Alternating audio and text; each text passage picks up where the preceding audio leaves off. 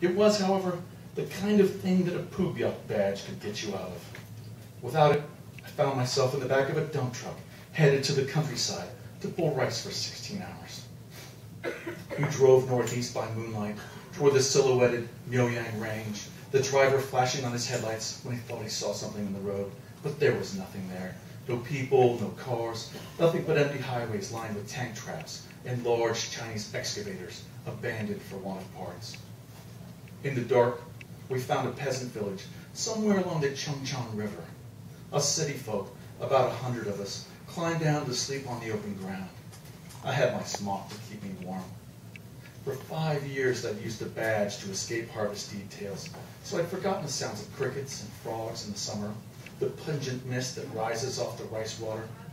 I heard children somewhere playing in the dark, and I heard the sounds of a man and a woman engaged in what must have been genital intercourse.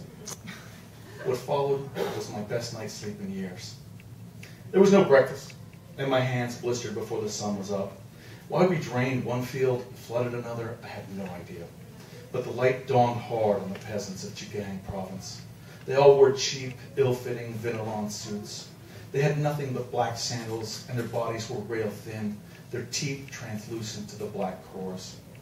It turned out I showed too little promise as a rice harvester, and instead was sent to empty latrine pots, raking the contents between layers of rice hull. An old woman, too old to work, watched me labor.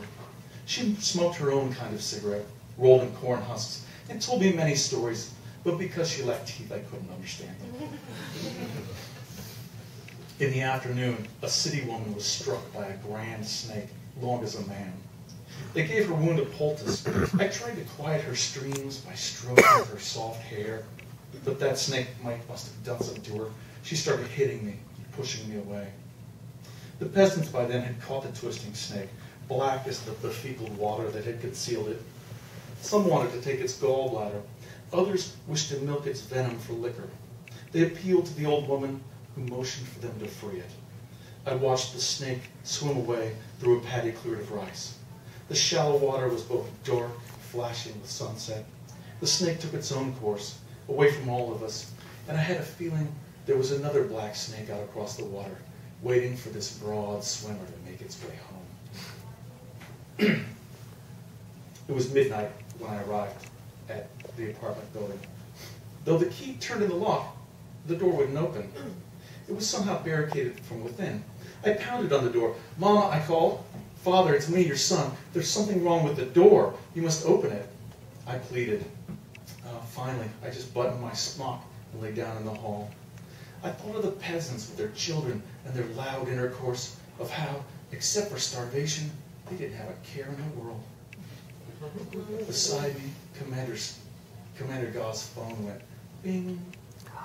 In the dark, I found it, flashing its green light. On the tiny screen was a picture. A Korean woman and her children smiling against a sunny blue sky. They wore black caps with ears that made them look like mice. Come morning, the door was standing open. Inside, my mother was cooking porridge while my father sat at the table. "Who's there?" my father asked. "Is someone there?" I could see one of the chairs had a shiny spot where the doorknob had rubbed it. "It's me, Father, your son." "Thank goodness you're back," my father said. "We were worried about you." My mother said nothing. At work, I pulled my parents' files, trying to find clues to why they were so difficult. Getting information out of strangers was easy. Not so with my parents. Now on the table, those files looked rifled. "The door was blocked last night," I said. "Didn't you hear me?" "I didn't hear anything," Father said. He spoke to the air. "My wife, did you hear anything?" "Nothing," she said from the stove. I straightened the files. "I suppose you two have gone deaf now." My mother shuffled to the table with bowls of porridge. I asked, "But why was the door blocked? You aren't afraid of me, are you?" "Afraid of you?" my mother asked. "Why would we be afraid of you?" my father said. My mother said, "The loudspeaker said the American Navy was conducting aggressive military exercises off the coast. You can't take any chances," my father said. "With the Americans, you must take measures." They blew on their food and took quiet spoonfuls. "How is it," I asked my mother, "that you can cook so well without your sight?" I can feel the heat that comes off the pan, she said. And as the food cooks, the smell changes. In my mother's file was a photo of her young. She was a beauty, perhaps the reason she was brought to the capital from the countryside. But what got her sentenced to a factory, rather than assigned as a singer or hostess, was not in her record. I ruffled the folders in the air. There were some papers on the table, my father said, his voice nervous. They fell to the floor, my mother said. We picked them up. It was an accident, my father said. Accidents happen, I told him. Those papers, my mother said, were they work-related? Yes, my father said. Were they part of the case you're working on? Just research, I said. It must be important files if you brought them home, my father said. Is anyone in trouble? Perhaps someone we know? What's going on here, I asked. Is this about Mrs. Kwok? Are you still mad at me for sending her off? She was stealing coal from the furnace. In winter, we were all colder because of her selfishness. Don't get mad, my mother said. We were just showing concern for the unlucky souls in your files. Unlucky, I asked. What makes you call them unlucky? They both went silent. Slowly, I waved my mother's file once before her eyes, yet she made no track of it. Then I fanned her with the file. When the breeze moved across her face, she recoiled, inhaling with fright. What is it, my father asked? What happened? She said nothing. Can you see me, mother, I asked. It's important that I know if you can see me.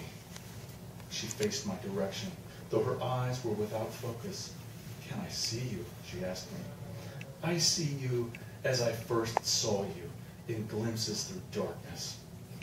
Spare me the riddles, I warned her. I need to know. You were born at night, she said.